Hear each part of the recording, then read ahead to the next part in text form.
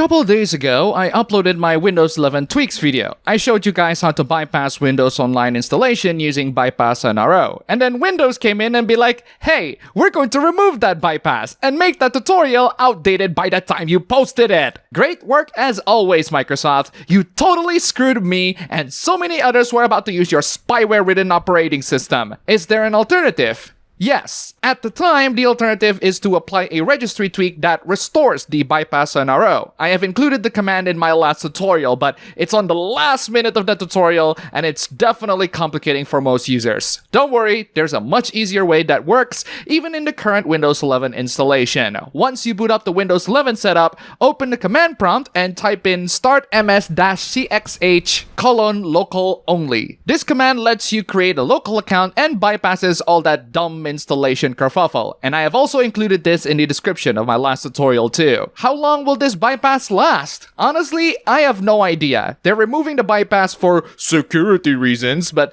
just because the internet is about as essential as electricity these days doesn't mean I want to hook everything up to the internet. And setting up Windows is definitely one of those things I prefer to be done locally. That's just a quick update from my last Windows 11 video. Windows will be installed in all sorts of Windows devices, like the rumored Xbox handheld device that will be important for my next hoopla. There's quite a lot of hate towards this guy. This guy named Bruvian said that Xbox gives a lot of value for an adult with bills to pay and child to support because Game Pass lets him to play all the amazing games for a cheap price. If it weren't for Game Pass, he would be lost. I still personally prefer PC because not only did I spend most of my time working on a PC, but I can also sail the seas for whatever games that I want to play. That said, I do see the value on renting games through Game Pass. That's what Game Pass is. It's a video game rental service, and it does provide quite a lot of value for both PC and Xbox gamers. He needlessly uses his own toddler as an argument and claims that it's common sense to switch from PlayStation 5 to Microsoft's next hybrid PC/console.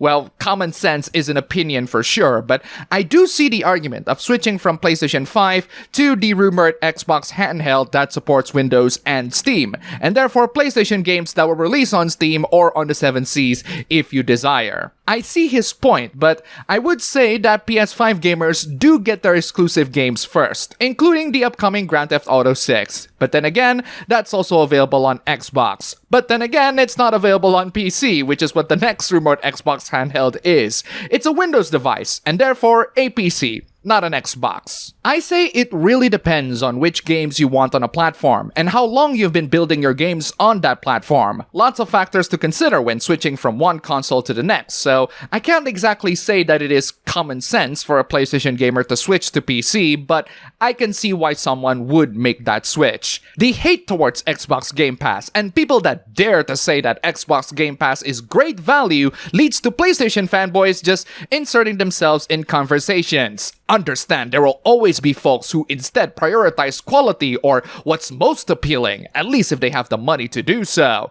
I'm sorry, but those people are not part of this conversation. We're talking about the best value, not the most premium. Most people still want to prioritize the best value, even if more premium options are available. And you can't get the best value of games in Xbox Game Pass. You might as well disregard every premium purchase ever. Well, yeah, if you don't have the money. That is something that you should do if it makes no sense financially. We as individuals have the freedom to disregard premium options that are of terrible value for us when there are better value options available. Just because companies offer premium options doesn't mean we should take it. Now, this isn't to say that PlayStation isn't a terrible value. There are ways for you to save money with PlayStation games, like buying the game at full price and selling them to local used game shops after you're done?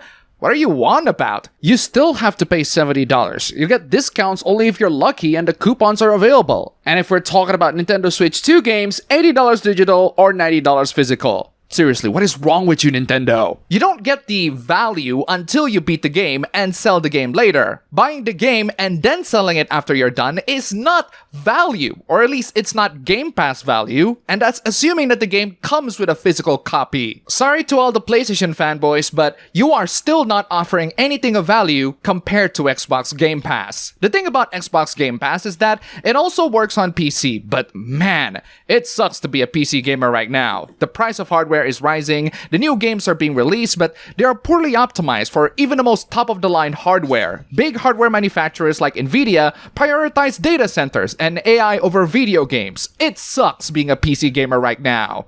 Oh, sorry, let me correct that. It sucks being a PC gamer right now if you're only buying new games and buying new and expensive hardware. Otherwise, PC gaming is still pretty freaking awesome. That Sonic Unleashed PC port was phenomenal. Sad to see PC gaming in such a bad state these days. Truly in shambles. PC golden years are truly over.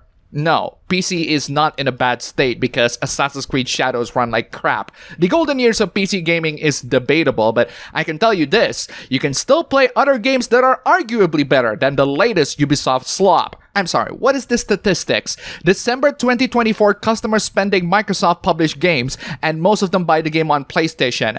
I don't see how this pie chart proves your previous statement. It's about how being a PC gamer sucks, not about how PC gaming contributes to the industry. Blame PC for being too volatile. Ah yes, blame the whole PC platform for being too volatile. It's not like game developers can make games that run amazingly well on PC day one because it's such a volatile platform, right? Don't blame Ubisoft for it. I mean, they're just a big quadruple A company whose social media manager wastes their time with other clowns online. They don't have the manpower to make quality PC ports. It's definitely the PC to blame, right? At least these peasants aren't resurrecting decades-year-old arguments. Oh wait, they are, but at least it's not this old. Way to piss people off with just one tweet. Off topic, but the video game cause violence discussion has always been much more nuanced than people act. No, it's not. They don't cause violence. Full stop. There really isn't a full yes or no. There is. It's a full no. It's not complicated. And I am not letting you entertain the idea of a yes the same way I am not letting people entertain the idea of a flat earth. Have there been people who killed others because of video games? Yes. In fact, I talk about this in one of my earliest videos, Actual Death Caused by Video Games. That one was from 2016,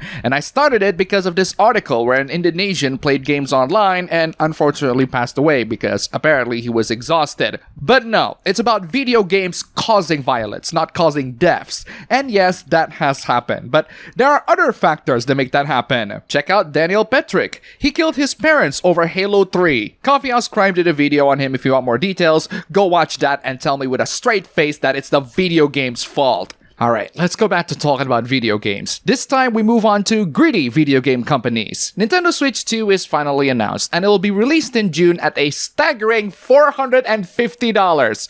That's pretty expensive already, but that's not as expensive as the games. The games are $80 digital and $90 physical, and that's assuming that the physical copy has data in them. No, really, some physical copies are just game key cards, and you have to download the data of the games yourself. Absolutely nobody likes this at all. This will set a bad precedent to the gaming industry that video games in the future will cost way more. And you wonder why people are selling the seeds, right? It's a shame because I do think that the Switch 2 has some really nice innovations and hardware upgrades that do make it a compelling purchase. The biggest problem is the games. There are so many people complaining about how ridiculously expensive the costs are, but there will still be many of those that just accept the price for what they are because Nintendo games are great. They are still great, don't get me wrong. Heck, getting an exclusive deal with From Software is crazy considering that Sony bought their parent company. But this will set a bad precedent in the gaming industry where companies are just going to charge people whatever cost they like for products that are not worth that price. In the end,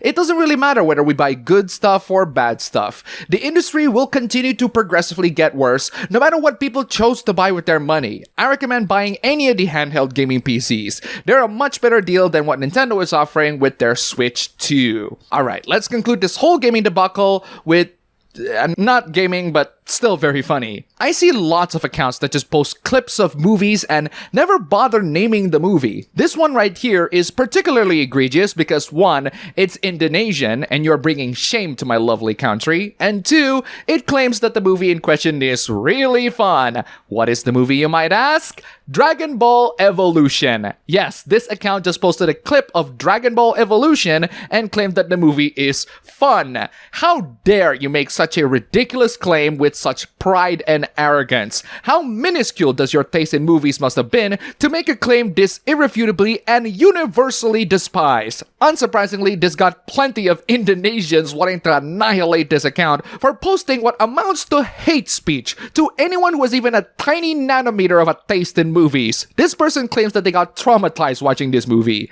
I don't blame them. But say what you want about Dragon Ball Evolution, at least it's not the Snow White live-action remake, which was somehow rated lower than that on IMDb. And that's all for the video today. Thank you all so much for watching. If you made it to the end, here's a cat. Before we close this video, huge thanks to all these wonderful sponsors. You are all fantastic. If you want to see your name among these legends, then check out the links below. Just $1, and you have supported this channel a lot. Seriously, thank you so much for watching. Don't forget to like, comment, and